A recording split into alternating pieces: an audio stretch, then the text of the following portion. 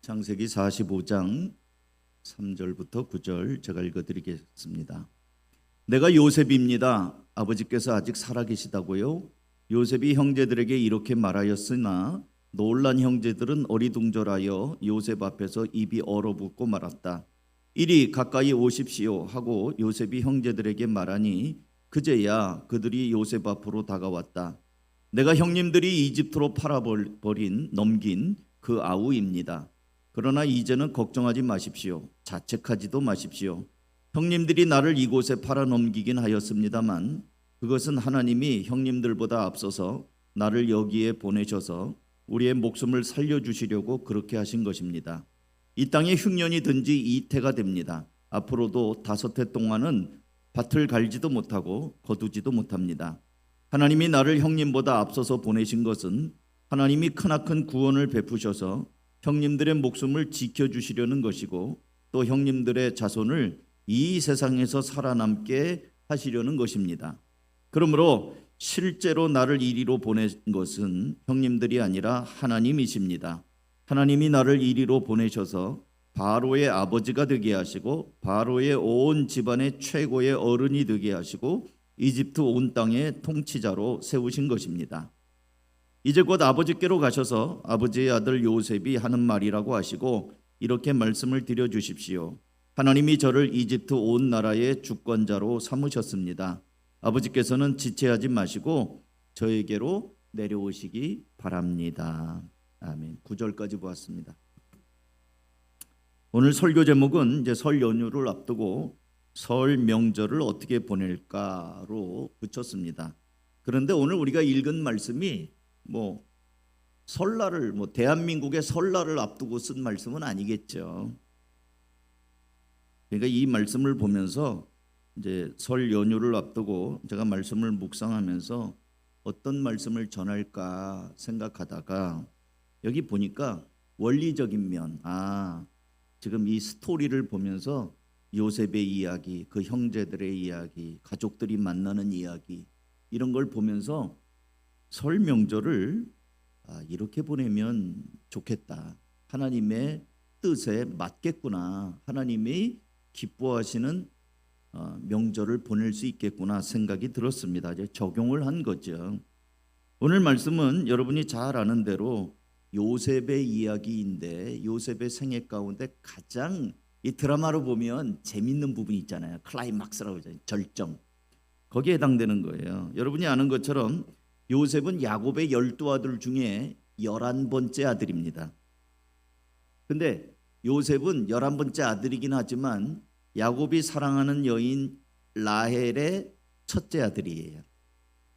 그러니까 야곱은 얼마나 요셉을 사랑했든지 요셉에게 예쁜 화려한 옷을, 개역개정에는 채색 옷, 세번역 성경에는 화려한 옷을 입혀줍니다. 근데 이것을 보니까 아버지의 편애를 받고 저렇게 비싼 옷을 입는 요셉, 그리고 형들이 잘못한 것을 아버지에게 일러 바치는 요셉. 아버지는 또 요셉 말만 듣고 형들을 꾸중합니다. 그러니 형들의 눈에 요셉이 곱게 보일 리가 없죠. 얄밉게 보이겠죠.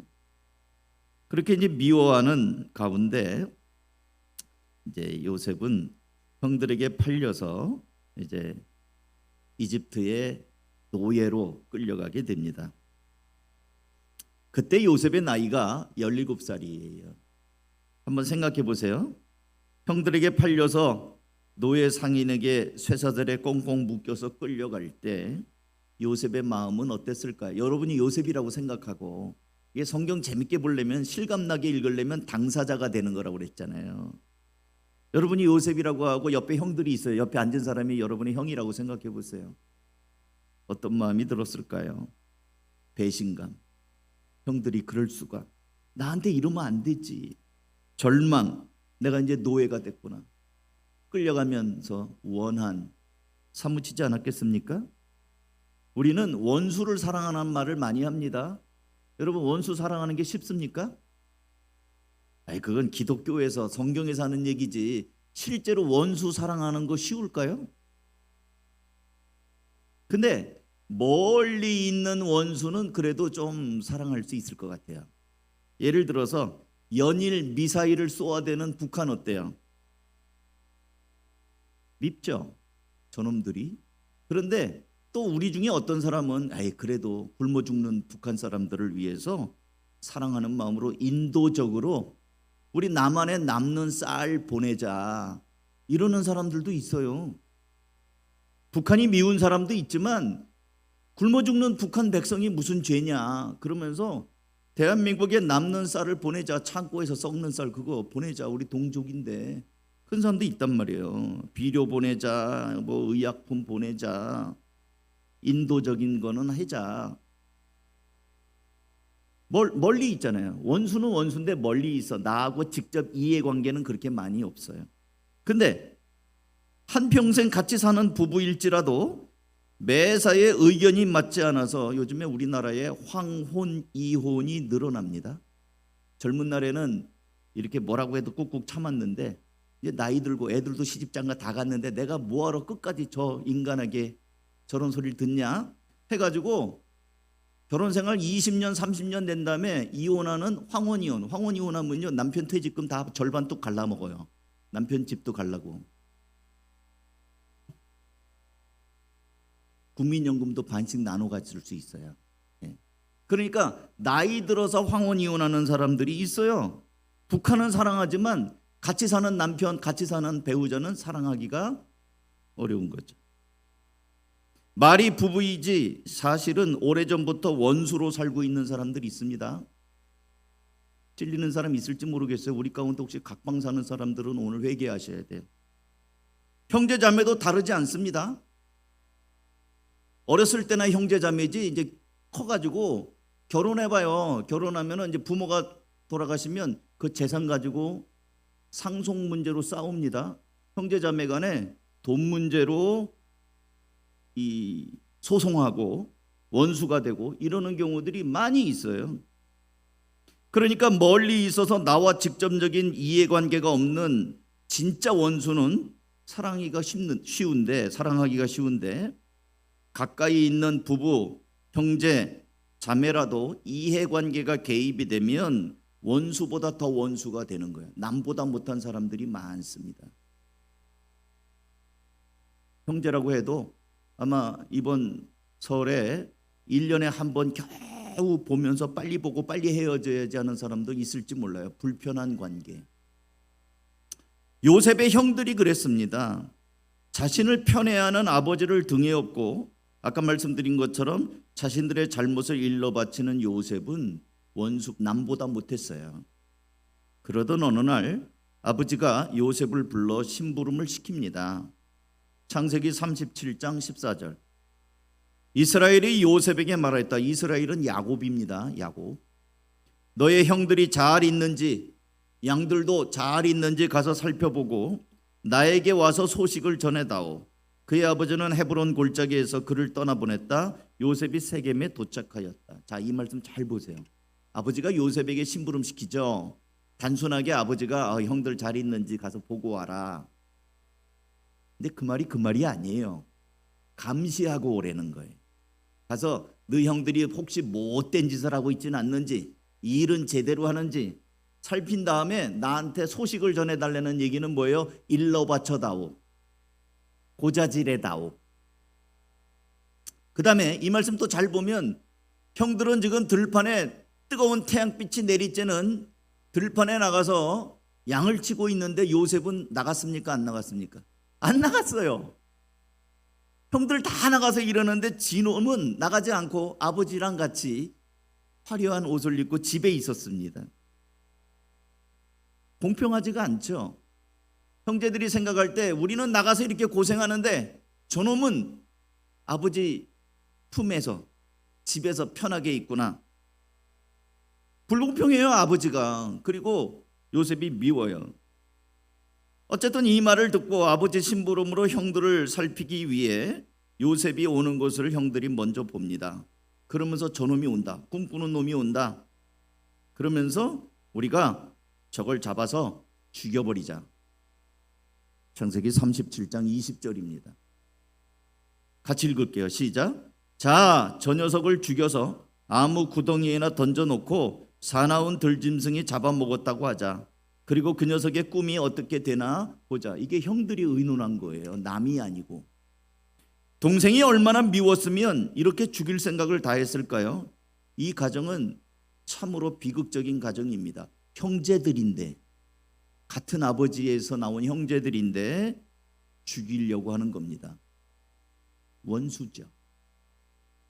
하지만 그래도 큰 형이라고 요셉보다는 이제 루벤이 장자니까, 그 위에 이제 그 밑에 동생이 10명씩이나 있으니까 최소한 루벤은 요셉보다는 10살에서 15살 많은 큰 형이에요. 큰 형이 만류를 합니다. 우리 동생 죽여서 뭐하냐. 창세기 37장 21절. 루벤이 이 말을 듣고서, 이 말 무슨 말이에요? 죽여버리자는 말 듣고서 그들의 손에서 요셉을 건져내려고 그들에게 이렇게 말하였다. 목숨만은 해치지 말자. 그래가지고 그러면 혼꾸녕을 좀 내봅시다. 그래서 구덩이에다 던져 넣습니다. 그리고 떠나버리면 얘는 죽는 거예요. 굶어 죽는 거예요. 그래서 정신 좀 차리게 형들이 따끔한 본때를 보이기 위해서 요셉을 구덩이에다 던져 넣어요. 근데 이번에는 입장이 곤란해졌습니다. 자, 이 요셉 데리고 집에 가야 돼요, 말아야 돼요? 또 입장 바꿔놓고 여러분이 형이라고 생각해 보세요. 홍군형을 내려고 구덩이에다 집어넣는데 요셉이 공포 가운데 형님들 살려주세요, 잘못됐어요, 살려주세요 막 이러는데 이제 혼은 냈어요. 자, 이제 집에 데려가면 어떻게 될까요? 후환이 두렵죠. 아버지한테 일러 바칠 거 아니에요. 형들이 나를 구덩이에다 넣습니다. 저 형들이 그랬어요. 그러면 아버지가 형들을 뭐라고, 이놈 새끼들 동생을 그렇게 했냐고 또 그러지 않겠어요? 안 데려가면 또 어떻게 될까요? 안 데려갈 수도 없고 데려갈 수도 없고. 때마침 그곳을 지나고 있는 미디안 노예 상인이 지나고 있습니다. 형제들은 약속이 난 듯이 서로 바라보면서 저 요셉을 팔아버리자. 그리고 짐승에 물려갔다고 얘기하자. 그래서 이 넘겨버립니다. 노예 상인에게 넘기고 요셉이 입었던 화려한 옷에 또 그걸 입고 왔어. 옷을 하필 좀 허름한 옷을 입고 오지. 거기다 피를, 염소 피를 묻혀가지고 요셉이 짐승에게 물려간 것으로 꾸미고 늙은 아버지한테도 이 옷을 흔들어 보이면서 우리가 오다가 주었습니다. 이게 누구 옷입니까? 속였죠. 요셉의 인생은 완전히 망가졌습니다. 아버지의 사랑을 받던 아들에서 하루아침에 말도 통하지 않는 외국으로 끌려가 노예가 되었습니다. 요셉은 그렇게 이집트 바로 왕의 경호대장 보디발의 집에서 8년간 종살이를 합니다. 약 8년간. 또 이번에는 주인의 아내를 강간하려고 했다는 누명을 씁니다. 억울한 누명을 쓰고 감옥에 갇히게 됩니다. 약 5년간 감옥 생활을 합니다. 또 여러분이 만약 요셉과 같은 처지라면 어떻게 됐을까요? 어떤 마음일까요? 요셉은 자기를 그렇게 만든 형들에 대한 미움과 원한이 사무쳤을 겁니다. 노예 생활하면서 이렇게 설날쯤 되면은 여러분 고생하다가도 고향 생각하면 부모 생각하고 이러면 그립잖아요. 그리웠을까요, 요셉이? 그 형들, 자기를 죽이려고 들었던 그 형들이 있는 고향이 그리웠을까요? 아버지는 보고 싶었을 거예요. 그러나 형들을 생각하면 치가 떨렸을 겁니다. 미움과 원한이 사무쳤을 겁니다. 그리고 하나님한테도 요셉은 기도했을 텐데, 요셉이 하나님 나 좀 살려주세요 그랬을 텐데, 지금 노예잖아요. 노예고 감옥살이 하고 있고, 자기가 믿는 하나님에 대해서도 하나님이 계시는 겁니까? 내가 기도하는데도 응답도 안 하시고, 지금 이게 뭡니까? 하루 이틀 1년 2년 10년이 넘도록 종살이하는 요셉은 하나님을 향하여도 원망스러웠을 겁니다. 아유 목사님 어떻게 하나님한테 그렇게 불경스럽게. 여러분 우리 믿는 사람들도요 하나님을 향하여 얼마든지 원망할 수 있어요. 기도하는데 기도 응답이 빨리 안 돼. 그리고 응답은커녕 오히려 일이 잘못돼. 그러면은 하나님 이게 뭡니까? 하나님이 계신다면 나한테 이럴 수가 없지 않습니까? 하면서 원망이 되거든요. 그건 자연스러운 거예요. 내가 믿음이 없는 게 아니라 내가 인간의 몸을 가지고 있기 때문에 약하잖아요. 그러니까 원망이 돼요. 뭐 직장에서 해고가 된다든지 뭐 사업이 잘 안 된다든지 기도를 그렇게 하고 목사님한테 안수기도까지 받았는데 이 일이 좀 안 된다든지 그러면 이게 뭐예요? 그러면서 그런 마음이 왜 안 들겠어요? 요셉이라고 왜 하나님한테 서운한 마음이 없겠어요? 근데 나중에 요셉이 형들에게 하는 말을 들어보니까 요셉은 하나님을 향한 원망 대신 자기 자신을 좀 돌아봤던 것 같아요. 자기 자신을 성찰했던 것 같습니다. 요셉은 하나님을 향한 원망 대신에 이제 돌아놓고 보니까 자기가 철없이 형들의 잘못을 일러 바쳤던 일, 내가 왜 끌려왔을까? 형들이 얼마나 미워했으면 나를 이렇게 팔았을까? 형들은 왜 나를 팔았을까? 내가 그렇지 형들의 잘못을 일러 바치고 꿈꿨다고 형들한테 보란 듯이 형들이 나한테 절한다고도 얘기하고 건방을 떨었구나. 형들이 어떤 마음이 상했을까 이런 것들도 아마 노예 생활을 하면서 인간관계를 해가면서 아버지의 사랑만 받다가 종살이를 하다 보니까 귓밤도 맞았을 것이고 다른 사람들한테 욕도 먹었을 거 아니에요? 그러면서 아하 내가 형들한테 너무 버릇없게 했구나 이런 것들을 뒤늦게 후회했을 것입니다. 그리고 또 하나님이 그래도 나를 여기 보디발의 집에서 인정도 받게 하시고 그래도 나를 살려주셨구나 하는 거에 대한 하나님을 향한 새로운 생각을 했을 거예요. 나중에 요셉이 그렇게 말하잖아요. 하나님이 보냈다고. 그 말은 하나님을 원망한 사람들의 말이 아니잖아요. 하찮은 노예에 불과한 자신을 보디발의 집에서도 지켜주시고 주인의 아내를 겁탈했다는, 여러분 이것도 입장 바꿔놓고 생각하세요. 그 당시에 노예가 주인의 아내를 이상하게 보기만 해도 노예는 죽는 거예요. 노예는 개만도 못한 게 노예입니다.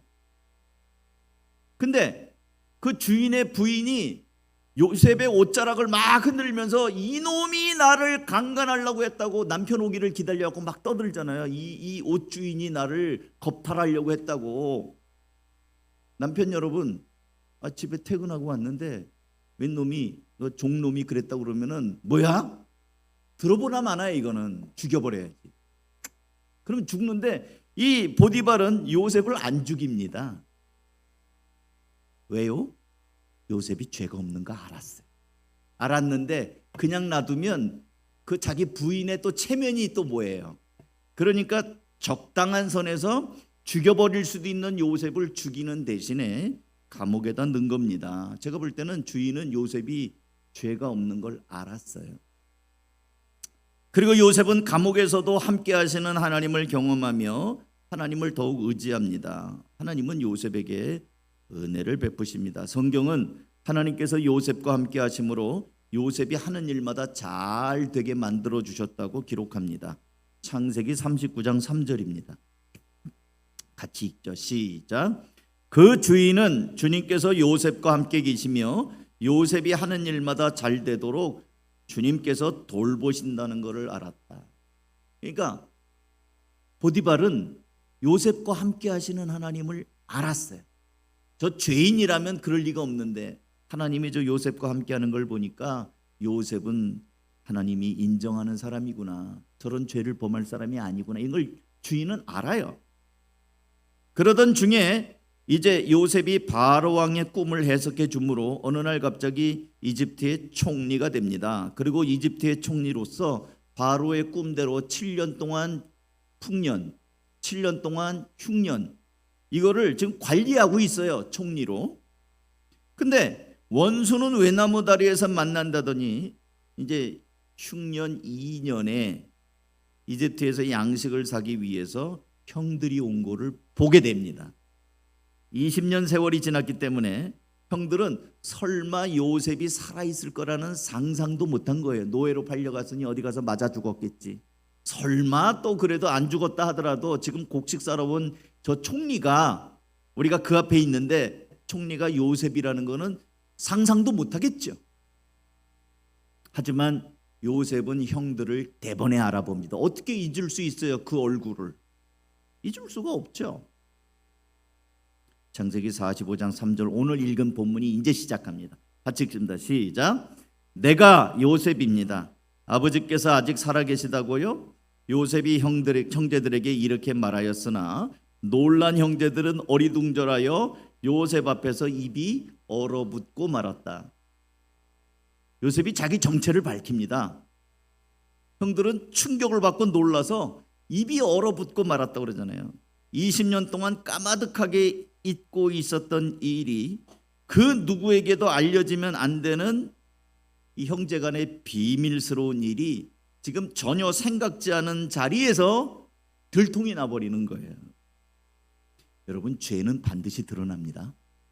누구도 모를 것 같죠? 반드시 드러나요. 자신들이 노예로 팔아넘겼던 동생, 죽은 줄 알았던 동생이 요셉이 실제로 아버지가 지금까지도 짐승에 잡아먹힌 줄 알았던 그 요셉이 이렇게 시퍼렇게 살아가지고 눈앞에 나타난 거예요. 그것도 대제국 이집트의 총리가 돼서 나타난 거예요. 얼마나 두려웠을까요? 얼마나 정말 그 자리에서 얼어붙었다는 말이 저는 실감이 납니다. 요셉은 그런 형들을 바라보면서 못을 박듯이 이렇게 말합니다. 창세기 45장 4절입니다. 다 같이 읽어요. 시작. 내가 형님들이 이집트로 팔아넘긴 그 아우입니다. 아우는 아우인데 어떤 아우?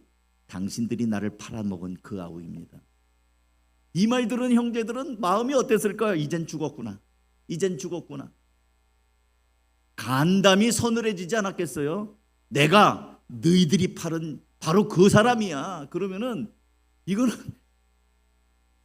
형들은 요셉 앞에서 사시나무 떨듯이 사색이 더워서 떨고 있습니다. 죽여주십시오예요. 근데 요셉은 계속 말을 합니다. 45장 5절입니다. 5절부터 8절까지 제가 읽습니다. 그러나 이제는 걱정하지 마십시오. 자책하지도 마십시오.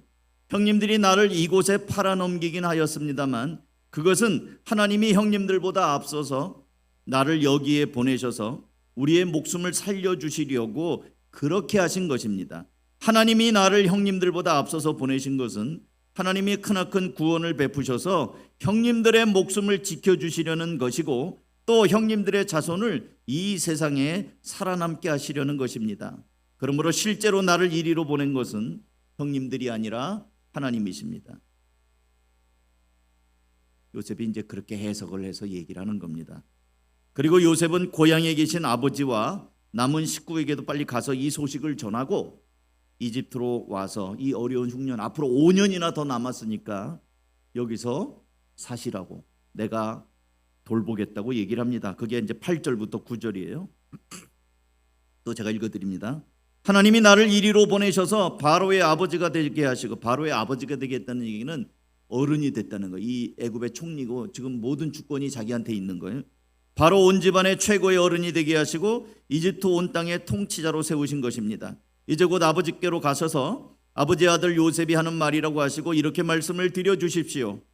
하나님이 저를 이집트 온 나라의 주권자로 삼으셨습니다. 아버지께서는 지체하지 마시고 저에게로 내려오시기 바랍니다. 여기까지가 오늘 읽은 본문의 스토리텔링을 제가 해드린 거예요. 오늘 읽은 요셉과 형들의 이야기는 여러분이 며칠 전에 바이블타임 묵상했다면 이미 읽은 말씀입니다.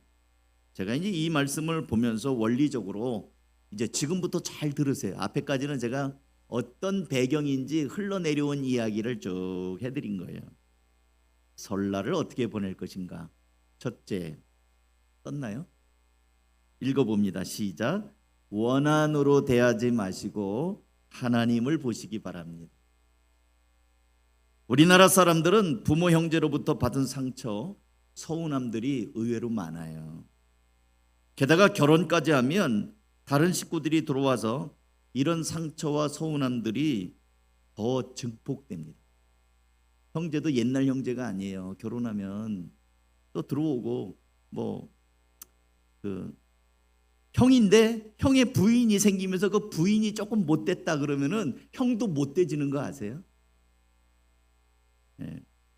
부인이 좀 인색하다 그러면 형도 사람이 변했네 인색해져요. 그러니까 다른 식구들이 들어오면 상처가 더 깊어집니다. 물론 반대로 형이 좀 문제가 있는데 형의 아내가 들어와 갖고 집안이 화목해지는 경우도 물론 있어요. 그러니까 잘 들어와야죠. 그래서 요셉의 형제들처럼 미움과 시기심, 분노가 쌓여 있는 경우들이 많습니다. 제가 대답은 속으로 하세요. 요번에 설날에 형제들 만날 때 좋아요. 만나고 싶고 막 보고 싶고 그립고 막 그래요. 그러면 할렐루야. 근데 그렇지 않고 아휴 명절이니까 어쩔 수 없이 가긴 간다. 저 인간 내가 보고 싶어. 빨리 끝나고 가야 되겠다. 빨리 헤어졌으면 좋겠다. 저 형제들 안 보고 싶은데 그냥 더러운 게 무슨 족보라고 만나야 되냐 뭐 이래 갖고 가는 사람들 없잖아요.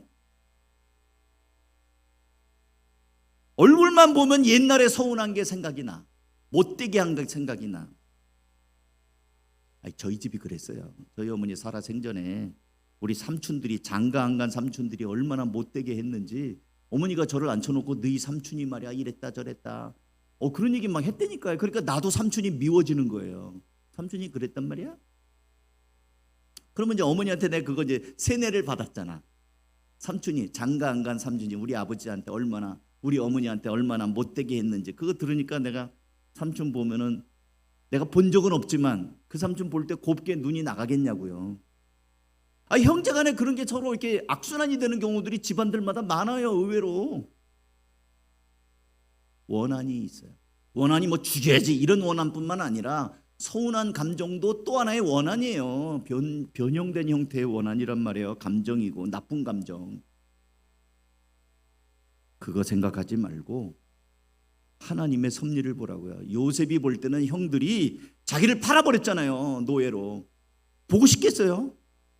원수는 왜 잘 만났다 외나무다리다 그러면서 보복을 할 수 있는데 아까 얘기한 것처럼 형들이 한 게 아니라 하나님이 하셨다고 얘기를 하잖아요. 여기 보니까 이제 시간이 없어서 다 읽진 않아요. 빨간색 보면 하나님이 그렇게 하신 거래잖아요. 하나님이 7절도 8절도 보세요.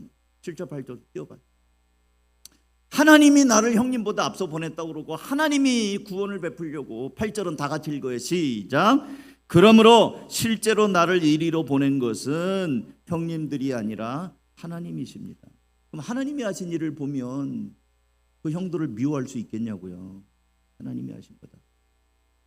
사랑하는 성도 여러분, 여러분들은 하나님의 자녀입니다.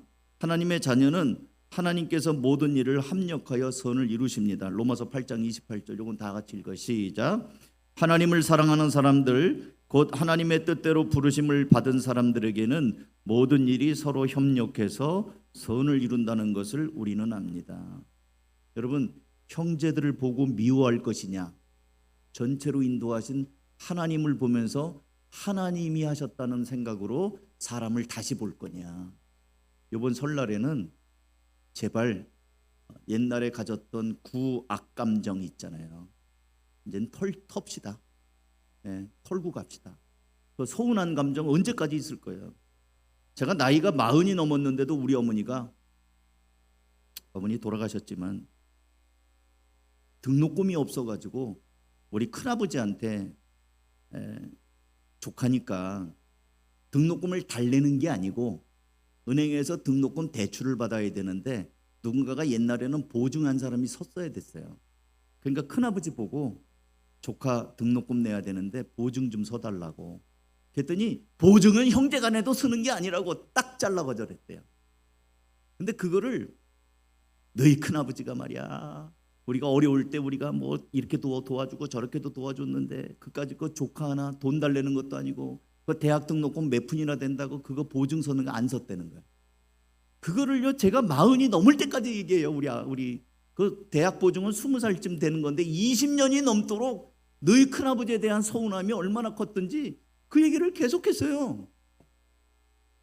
아마 돌아가실 때는 힘이 없으셔서 얘기 못 하셨을 거예요. 아마 돌아가실 때까지 제가 했으면 그 얘기 하셨을 거예요. 그럼 우리 어머니가 행복했을까요? 볼 때마다 큰아버지 보면은 좋았을까요? 안 좋았겠죠. 여러분 그거 털어놔야 돼요. 여러분 정신건강이 안 좋고 믿는 사람으로 행복하지 않고 은혜가 안 돼요. 그러니까 이번 설날에는 요셉이 그랬던 것처럼 저 원수들 날 팔았지 날 노예로 봤지 저 괘씸한 놈들 죽어봐라 맛 좀 봐라 이게 아니고 하나님이 하셨습니다. 하나님을 보란 말이에요. 이번에 풉시다. 아멘. 예. 아니, 목사님 전 그런 거 풀 거 없으니까 아멘 할 것도 없어요. 그러면 아멘, 할렐루야. 그런데 혹시라도 형제간에 좀 뭔가 서운한 게 있고 볼 때마다 저 그냥 잘 되는 꼴을 봐라, 어디 잘 되나 봐라, 뭐 이런 마음 가진 사람들은 이번에 털어야 돼요. 그거 하나님의 명령입니다. 요셉이 그랬어요. 텁시다. 설날을 해서 어떻게 보낼 건가? 원한을 털어버립시다. 두 번째, 또 읽어주세요. 시작. 그들이 받지 못한 복을 받은 사람으로 당당하게 대하시기 바랍니다. 이게 무슨 말이냐면 요셉은 지금 총리잖아요. 이 사람들은 지금 빌어먹으려고 왔잖아요. 곡식 사러 왔잖아요. 나는 복을 받은 사람이잖아요. 이 사람은 아직 복을 못 받은 사람이잖아요. 그러면 복 받은 사람답게 대하자는 거예요. 창세기 45장 7절. 하나님이 나를 형님들보다 앞서서 보내신 것은 하나님이 크나큰 구원을 베푸셔서 형님들의 목숨을 지켜주시려는 것이고 또 형님들의 자손을 이 세상에 살아남게 하시려는 것입니다 하면서 내가 당신들을 먹여 살린다고 하지 않습니까? 우리 지난번에도 봤는데요. 사도행전 20장 35절 같이 읽어요. 시작. 그리고 주 예수께서 친히 주는 것이 받는 것보다 더 복이 있다고 하신 말씀을 반드시 명심해야 합니다. 그러므로 부모 형제들에게 캐캐 묵은 나 어려울 때 안 도와줬지, 어려울 때 뭐 이렇게 서운하게 했지, 옛날에 돈 빌려가고 떼어먹었지, 뭐 어려울 때로 아직 정체가 돼 있어. 근데 지금 나는 어렵지 않잖아요. 나는 지금 살고 있잖아요. 먹고 살만하지 않습니까? 그럼 옛날에 어려울 때 나한테 서운하게 한 걸 왜 그걸 붙잡고 지금 오늘 내가 이거 누리는 걸 못 누리냐고요. 캐캐 묵은 원한과 미움의 감정, 나 어려웠을 때 상처 준 거, 서운했던 거, 그걸 지금까지 붙잡고 있지 말자는 거예요. 지금 나는 당신들보다 나아. 난 내 자녀들도 잘 됐고 난 건강하고 우리도 괜찮아. 그런 마음으로 우리는 축복을 받은 사람이잖아요. 하나님의 자녀까지도 됐지 않습니까?